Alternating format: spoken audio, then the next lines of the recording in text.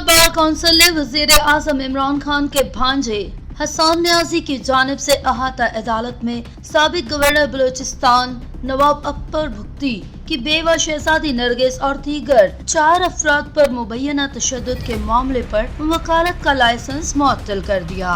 Subscribe करें धरती news YouTube channel, पास ही मौजूद बेल आइकन को दबाएं और रहें धरती की हर खबर से बाखबर। पंजाब बार कौंसिल के वाइस चेयरमैन अमजद इकबाल ने शहजादी नरगिस के वकील मोहम्मद अयाज भट्ट एडवोकेट की दरख्वास्त पर मौक़िफ़ सुनने के बाद फैसला करते हुए हसन न्याजी के खिलाफ कार्रवाई की। Vice chairman Punjab bar council की जानिब से जारी हुक्मनामे के मुताबिक हसन न्याजी के खिलाफ शिकायत पर इनका लाइसेंस मंसूख करते हुए मामले की मजीद कार्रवाई के लिए पंजाब बार की एग्जीक्यूटिव कमेटी को भिजवा दिया गया है। पंजाब बार कौंसिल ने हसन न्याजी से 17 जुलाई को मजीद जवाब तलब कर लिया है, जहां एग्जीक्यूटिव कमेटी इनका मौक़िफ़ सुनेगी।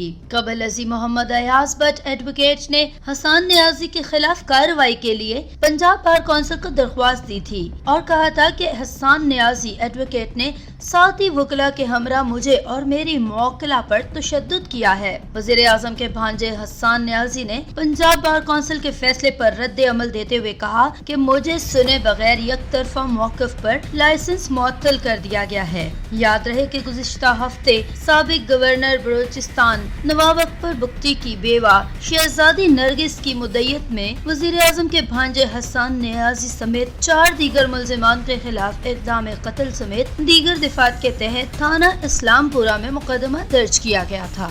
FIR में शहजादी नरगिस ने मौक़िफ़ अपनाया कि हसन न्याजी और इनके साथियों ने वकील की मौजूदगी में इनसे बदतमीजी की और फिर जान लेने की गर्ज से इनका गला घोंटने की कोशिश की। इनका कहना था कि वो FIA लाहौर की जानिब से दर्ज किए गए जाली मुकदमे में जमानत के लिए अदालत में पेश हुई थी। शहजादी नरगिस ने कहा था कि एडिशनल डिस्ट्रिक्ट एंड सेशन जज के सामने पहले इनका एहसान न्याजी के साथ सख्त जुमलों का तबादला हुआ, जिसके बाद मुल्जिम ने इनसे बदतमीजी की। हसन न्याजी के खिलाफ दर्ज मुकदमे में इक़दाम कत्ल, खवातीन से बदतमीजी करने और धमकाने समेत 6 दिफ़ात शामिल की गई हैं।